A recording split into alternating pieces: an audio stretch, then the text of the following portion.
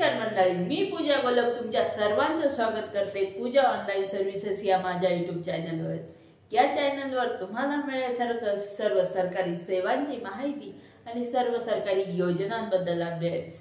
आजच्या या व्हिडिओमध्ये आपण बोलणार आहोत सर्वात महत्त्वाच्या विषयावर। म्हणजे आजच्या या व्हिडिओमध्ये आपण सर्वात महत्त्वाच्या विषयावर बोलणार आहोत।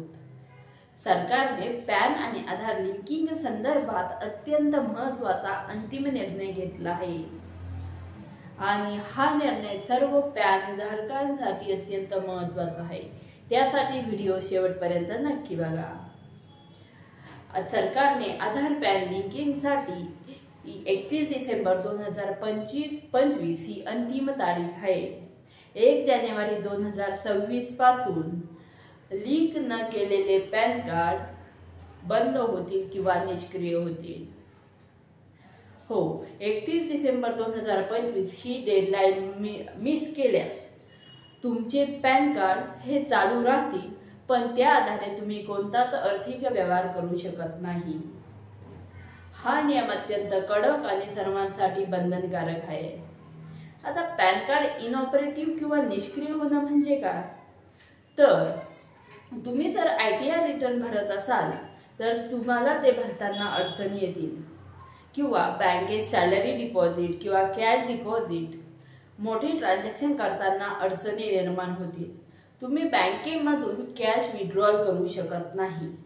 तसेच लोन, इन्शुरन्स याच्या KYC फेल होतील आणि म्युच्युअल फंड, SIP यासारख्या गुंतवणूक सुद्धा थांबू शकते। थोडक्यात सांगायचं झालं तर पॅन कार्ड लिंक केले नाही तर तुमच्या सर्व आर्थिक व्यवहाराला ब्रेक बसेल। तर आधार पॅन लिंक कोणाला करायचंय? तर आधार आणि पॅन कार्ड लिंक हे सर्वांसाठी बंधनकारक आहे। 1 जानेवारी 2024च्या पूर्वी ज्यांनी EID म्हणजे आधार एनरोलमेंट IDच्या आधारे पॅन कार्ड घेतले आहे अशा सर्वांना आधार पॅन लिंक करणं अत्यंत आवश्यक आहे।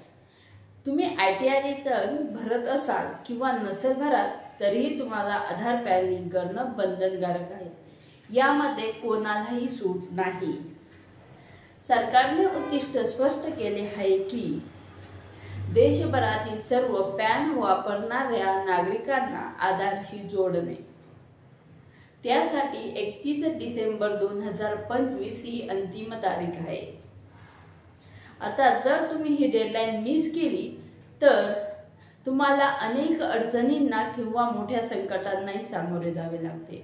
म्हणजे तुम्ही ITR भरताना तुम्हाला तो भरता येणार नाही किंवा बँकेतून कॅश डिपॉझिट किंवा कॅश विड्रॉल करताना मोठ्या समस्या येतील। तुमच्या गुंतवणुकीच्या मोठ्या रकमा थांबून राहतील। म्हणजे तुम्ही गुंतवणूक करू शकत नाही किंवा तुम्ही केलेली गुंतवणूक तुम्ही काढून घेऊ शकत नाही। तर मंडळी, तर तुम्ही अजूनही आधार पॅन लिंक केले नसेल तर ही डेडलाईन मिस करू नका। तुम्ही लवकरात लवकर तुमचे आधार आणि पॅन कार्ड लिंक करून घ्या।